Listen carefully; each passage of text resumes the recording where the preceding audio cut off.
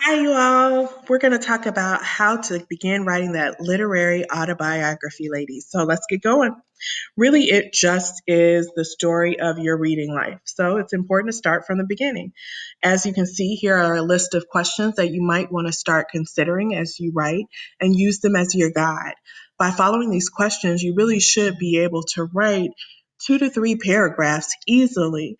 My suggestion would be also to not use them as bullet points as much as thinking points to get you into story because you want to write it as a story. That's a picture of my mom and I think I remember telling you that she really read to me as a child. She read The Little Prince and had all those Harlequin books and books like The Color Purple that I knew I shouldn't have been reading, but that I did read and read under the flashlight in my bed because I was scared she would think that I was being too womanish, as she called it. But that really did instill a love of reading for me. And that last question I think is really important, and I'm going to use it to talk about the next portion. The next thing I think would be really important to share is just a reading memory with us. How did school help or harm in that process? For me, it was third grade, and Sister Deborah was big on calling on students randomly to read.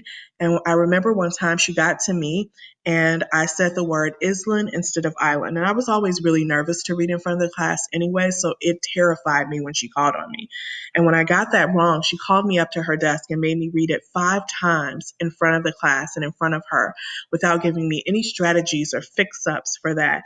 And the fifth time, she pushed my head into the text as if that would make me know how to pronounce the word.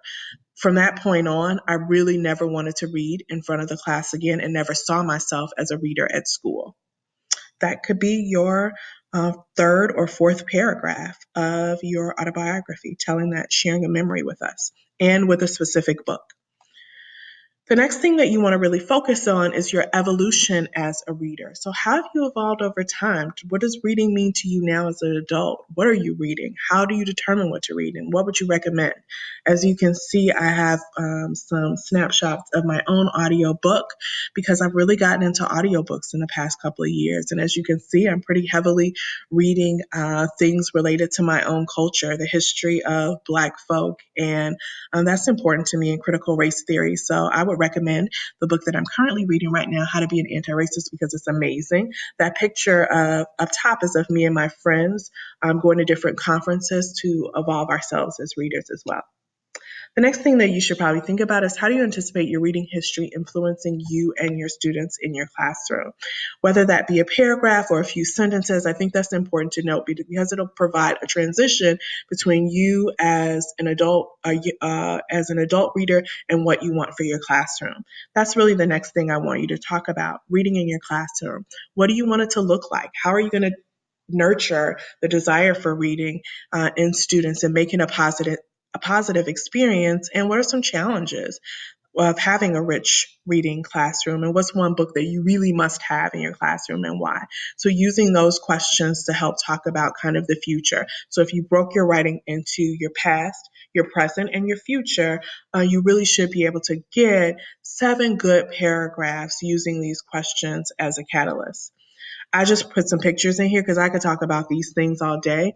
The middle picture is of a student who came back as a high schooler to my 8th grade class to read for First Chapter Fridays, where an adult came and read the first chapter of a book that they loved. I also try to make reading fun. So you'll see a picture of a reading confessional that I had in my classroom. Students did walking reading meetings. They played with Play-Doh to outline what they were reading, and I always had books in the classroom displayed.